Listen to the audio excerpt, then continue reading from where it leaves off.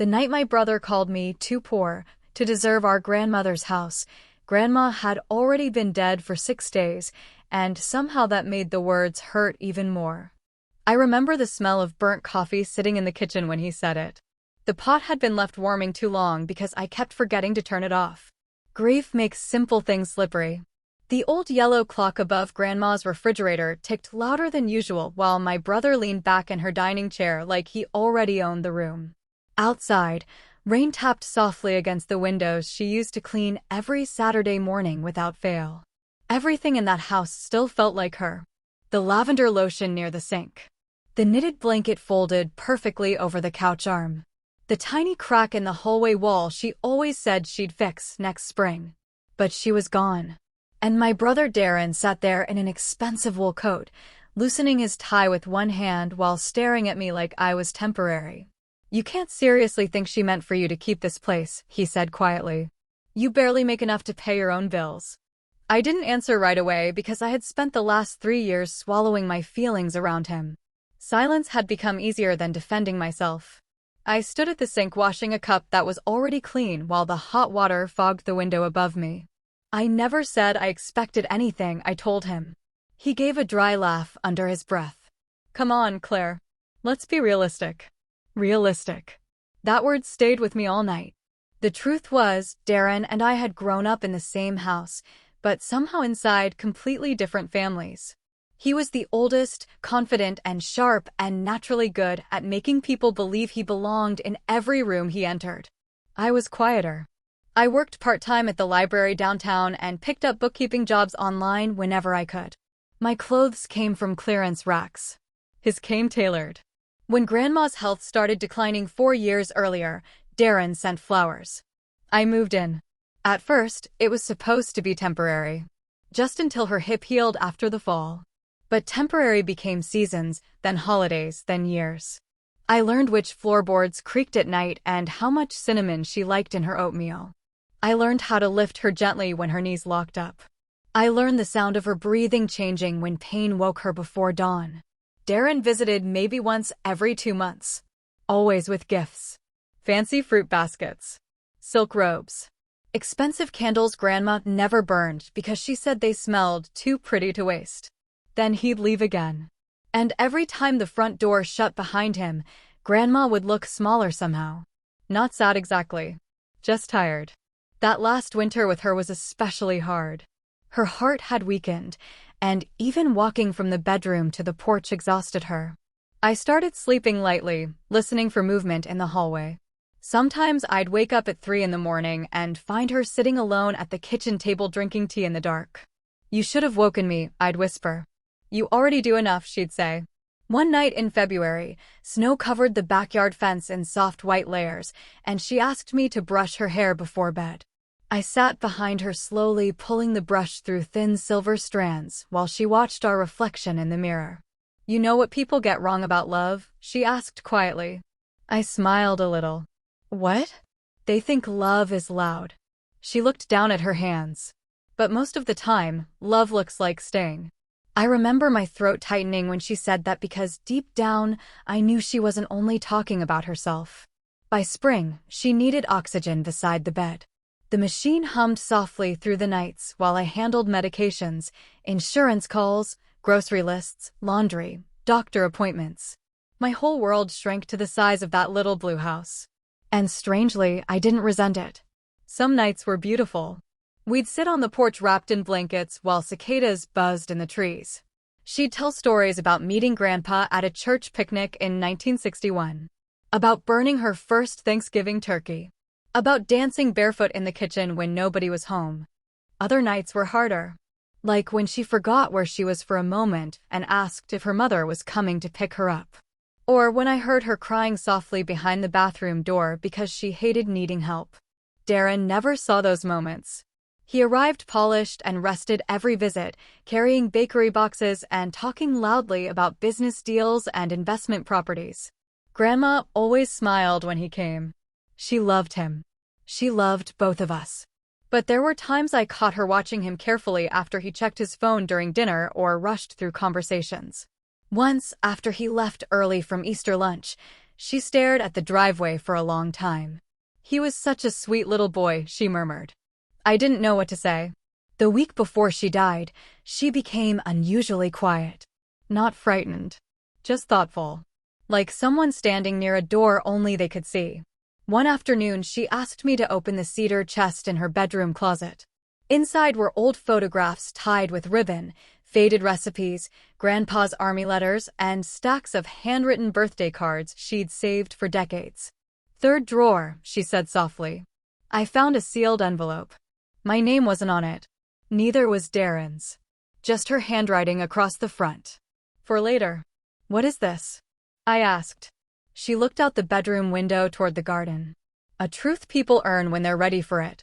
I thought maybe the medication was confusing her again, so I smiled gently and placed it back. But before I shut the drawer, she reached for my wrist with surprising strength. "Promise me something," she whispered. "Anything.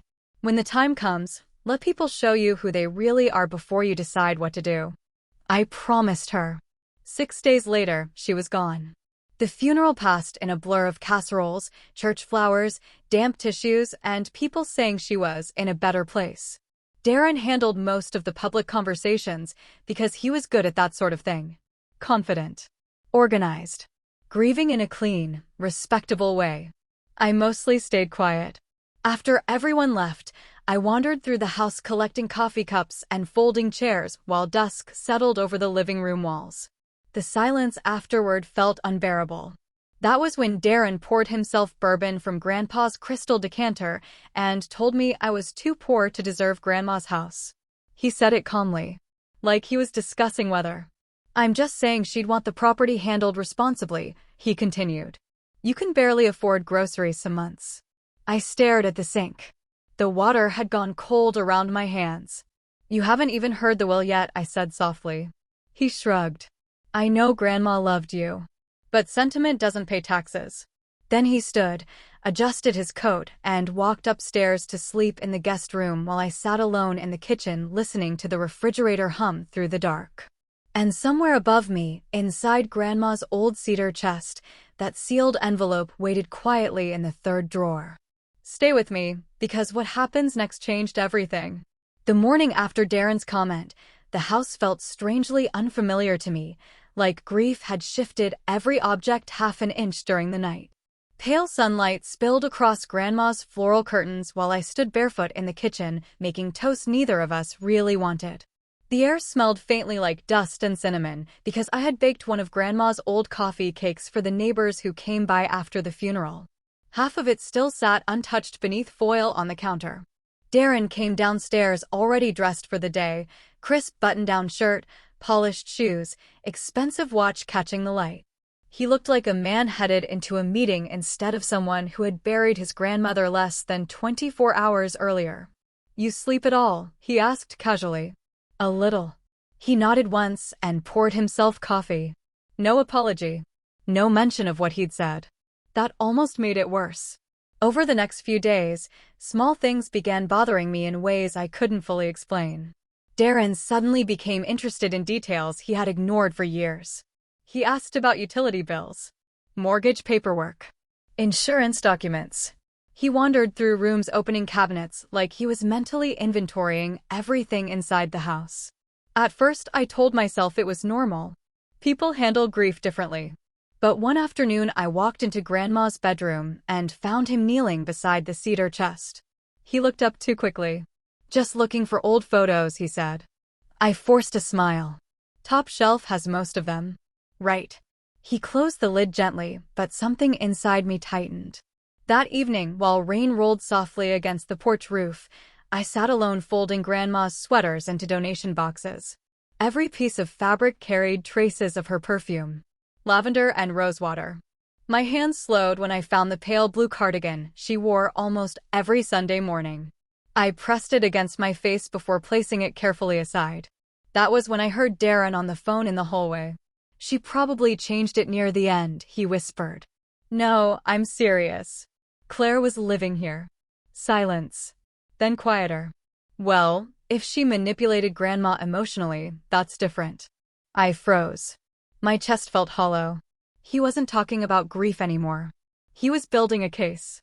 The next morning, he acted perfectly normal. Asked if I wanted breakfast. Offered to mow the lawn because Grandma hated when it got messy. Watching him move through ordinary conversation after hearing those words unsettled me more than anger would have. I started noticing other things too. The way he became strangely attentive whenever family visited. How he emphasized the gifts he'd bought Grandma over the years. How often he mentioned financial responsibility in casual conversations. At Aunt Denise's house after Sunday lunch, he laughed lightly and said, "Claire has such a good heart, but managing property is complicated." Complicated. Like my years caring for Grandma had been some emotional hobby instead of daily sacrifice. I remember standing at the kitchen island drying dishes while their voices floated nearby. Nobody directly agreed with him, but nobody challenged him either. That quiet neutrality hurt almost as much. On the drive home, Darren stared out the passenger window while golden evening light slid across the dashboard. "You know I'm not trying to hurt you," he said suddenly. I kept my eyes on the road. "Okay. I just think Grandma would have wanted fairness." Something inside me almost laughed at that word. Fairness. Where had fairness been during the nights I cleaned vomit from bathroom tiles while he attended corporate dinners? Where had fairness been when Grandma's insurance lapsed and I sold my grandmother's old jewelry just to cover medication costs before the reimbursement arrived? But I said none of it. Instead, I whispered, "You weren't here, Darren." He sighed heavily like I was being difficult. I had responsibilities. So did I. The car fell silent after that except for the sound of tires against wet pavement. A few days later, I found Grandma's garden gloves hanging beside the back door. Tiny dirt stains still clung to the fingertips. I sat on the porch steps holding them while dusk turned the yard blue-gray around me. Memories came in pieces. Grandma teaching me how to trim roses. Her laugh when squirrels stole tomatoes. The way she hummed old gospel songs under her breath while watering plants. I started crying without warning. Not dramatic sobs. Just quiet tears slipping down my face while the neighborhood settled into evening around me. That was when Mrs. Patterson from next door walked over carrying a casserole dish. "Oh, honey," she whispered immediately. I wiped my face quickly. "I'm okay." She sat beside me anyway. For a few minutes we watched fireflies flicker near the fence. Then she said something strange. "Your grandmother worried about you." I frowned slightly. "What do you mean?" "She worried people wouldn't see clearly after she passed." A chill moved through me. "Did she say that?" Mrs. Patterson nodded slowly. "Couple months ago. We were having tea. She said sometimes the loudest people in a family aren't the ones carrying the heaviest weight." Before I could ask more, Darren opened the front door behind us. His smile appeared instantly when he saw the neighbor. "Mrs. Patterson," he said warmly. She stood carefully. "Your grandma loved you both very much." But when she looked at me before leaving, something in her expression lingered. Like she knew more than she wanted to say. That night I couldn't sleep. The house creaked softly around me while moonlight stretched across the hallway floor. Around 2 in the morning, I finally got up and walked quietly to Grandma's room. The cedar chest waited in the corner. For later. My fingers rested on the envelope for several seconds before I pulled away again. No, not yet. I had promised her. Let people show you who they really are. The will reading was scheduled for Friday afternoon. 3 more days. 3 unbearably long days of pretending everything felt normal while tension thickened quietly through the house. By Thursday evening, Darren had already started discussing potential renovations. The property value could double with updates, he said while scrolling through his phone. The kitchen alone is outdated. I stared at Grandma's kitchen table. The tiny burn mark from Grandpa's pipe still sat near the edge. The faded sunflower placemats she refused to replace were still stacked beside the refrigerator. Outdated. That word hit me harder than it should have. Later that night, I walked into the living room and found Darren holding one of Grandma's framed photographs. It was an old picture of the 3 of us at the lake when I was maybe 9 years old. Grandma sat between us smiling. Darren studied the frame quietly. Then he said something that settled deep into my bones. "She always had a soft spot for you. Not bitter. Not angry. Just calculating." And suddenly I realized this wasn't grief speaking through him at all. This had been sitting inside him for years. Stay with me, because what happens next changed everything.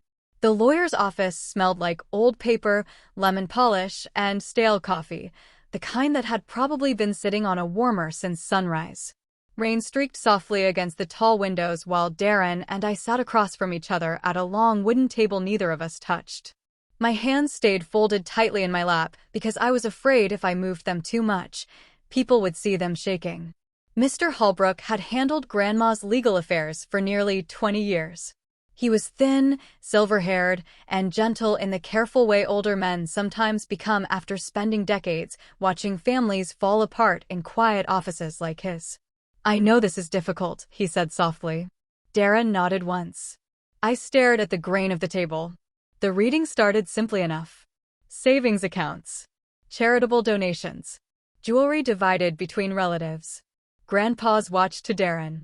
Grandma's recipe collection to me. Then came the house. I stopped breathing for a moment.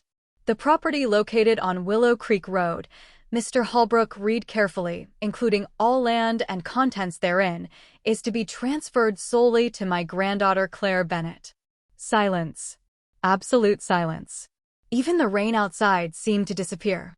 Across from me, Darren blinked once like he genuinely thought he'd misheard. "I'm sorry," he said slowly. "What?" Mr. Holbrook adjusted his glasses. The home was left to Claire. Darren leaned back in his chair, jaw tightening. That doesn't make sense. My pulse pounded loudly in my ears. I hadn't expected this. Not fully. Part of me had assumed Grandma would divide everything equally just to avoid conflict. She amended the will 11 months ago, Mr. Holbrook continued carefully. Darren laughed once under his breath. Incredible. The room felt smaller suddenly. Then came the sentence that changed everything. There is also a personal letter Mrs. Bennett requested be read aloud during this meeting. My stomach tightened instantly. Mr. Holbrook opened a sealed envelope. I recognized Grandma's handwriting immediately. For later. His voice softened as he unfolded the paper. "If you are hearing this," he began, "then I am gone, and my grandchildren are sitting together deciding what my life amounted to." Darren shifted uncomfortably. I couldn't look at him. "I have spent many nights thinking about fairness," the letter continued. "People often confuse fairness with sameness, but they are not always the same thing." The lawyer paused briefly. "When my health declined, one person rearranged her entire life to care for me. She missed opportunities, friendships, rest, and peace without ever making me feel guilty for needing help. She sat beside hospital beds, learned medication schedules, cleaned my floors, brushed my hair, and stayed through nights that frightened me." My throat burned instantly. Claire never served me out of obligation. She stayed because she loved me. The room went completely still. I stared down at my hands, tears slipping quietly onto my fingers. Then Mr. Holbrook continued reading. "Darren, I know this letter may hurt you, but truth told gently is still truth. You learned long ago how to impress people. You became successful, polished, admired. But somewhere along the way, you also learned how to mistake providing things for providing yourself." Darren's face changed. Not anger at first. Shock. Real shock.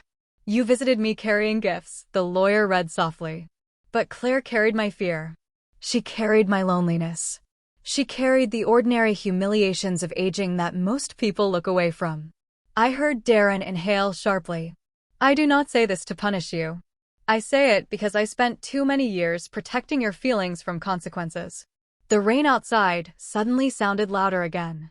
"I know there may be assumptions after my death that Claire manipulated me or influenced my decisions. That is why I am writing this clearly while fully sound of mind. This choice was mine." Darren looked down at the table. For the first time in years, he seemed small to me. Then came the part none of us expected. "Several years ago, I overheard a conversation Darren believed I could not hear." My eyes lifted immediately. Darren froze. He spoke to a colleague about me as though I were an investment waiting to mature. He joked that caring for elderly relatives was a waste unless there was property involved. The color drained slowly from Darren's face. I said nothing at the time because I hoped life would soften him before I died. Perhaps it still will. Silence swallowed the room. Not dramatic silence. Heavy silence. Human silence. The kind filled with shame and grief and things nobody can unsay. Mr. Holbrook folded the letter carefully, but then added one final page. "This house is not a reward," Grandma wrote. "It is simply the place where love remained visible." I broke then. Not loudly. Just quietly covering my mouth while tears slipped down my face faster than I could stop them. Across from me, Darren stared at the table without moving. Nobody spoke for several seconds. Finally he whispered, "She heard that conversation?" Mr. Holbrook nodded gently. "She mentioned it when revising the will." Darren rubbed both hands over his face slowly. "I didn't mean." But he stopped. Because maybe he had meant it at the time. Or maybe intentions stop mattering once words leave your mouth. When the meeting ended, I gathered my purse with trembling hands and stood carefully. Darren still hadn't looked directly at me. Outside, the rain had stopped. Water dripped softly from tree branches lining the parking lot while clouds broke apart overhead. I thought he might leave without speaking. Instead, he finally said quietly, "Claire." I turned. His eyes looked exhausted suddenly. Older. She really thought that about me? I swallowed hard. "I think she hoped you'd become someone different." That hurt him. I saw it land. But the strangest part was that hurting him didn't make me feel victorious. Only tired. Deeply tired.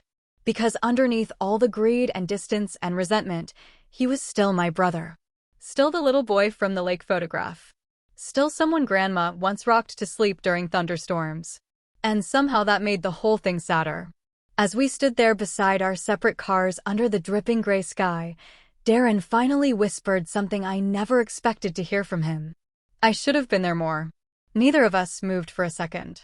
Then he nodded once, got into his car, and drove away slowly while I stood alone holding Grandma's letter against my chest. Stay with me, because what happens next changed everything. For almost 2 weeks after the will reading, Darren disappeared completely. No calls. No texts. Nothing.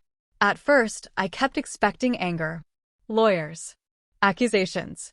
Some final ugly fight over the house. Instead, there was only silence, and somehow silence can weigh heavier than shouting ever could. The house felt different now too. Not victorious. Just quieter. Emptier. I spent mornings opening windows to let fresh spring air move through the rooms while dust floated in pale sunlight. Some days I cleaned because cleaning gave grief somewhere to go. Other days I sat on the porch with Grandma's blanket wrapped around my shoulders listening to birds in the maple tree and feeling absolutely nothing at all. People in town slowly learned about the will. And with that came whispers. Some sympathetic. Some curious. A few suspicious.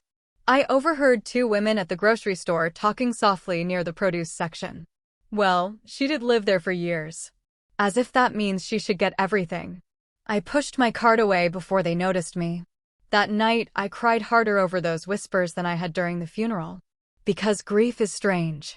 Sometimes the deepest wounds come from tiny cuts.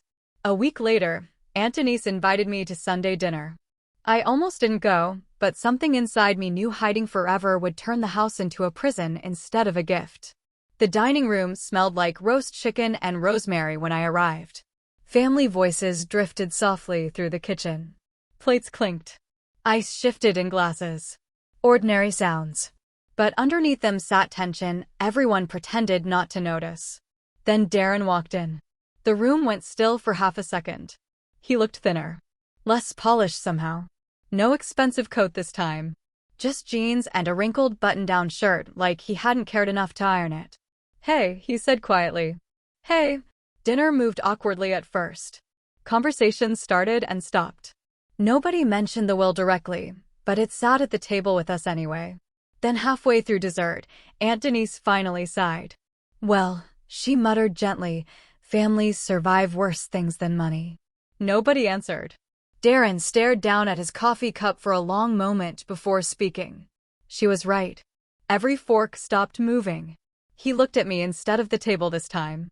I wasn't there.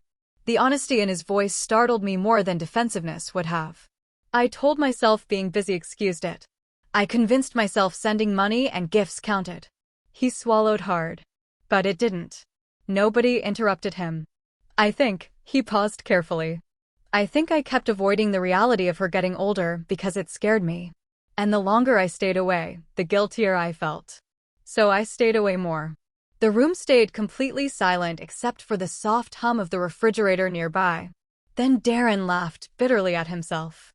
And somewhere along the way I became exactly the kind of person she warned me not to become. I didn't know what to say, because part of me was still hurt. But another part remembered Grandma's voice in the bedroom mirror. Most of the time, love looks like staying. And maybe sometimes healing looks like staying too. After dinner, Darren followed me onto the back porch while evening settled blue across the yard. She loved this time of day, he murmured. I nodded. For a minute, we just listened to crickets beginning in the grass. Then he reached into his jacket pocket and handed me something small. Grandma's house key.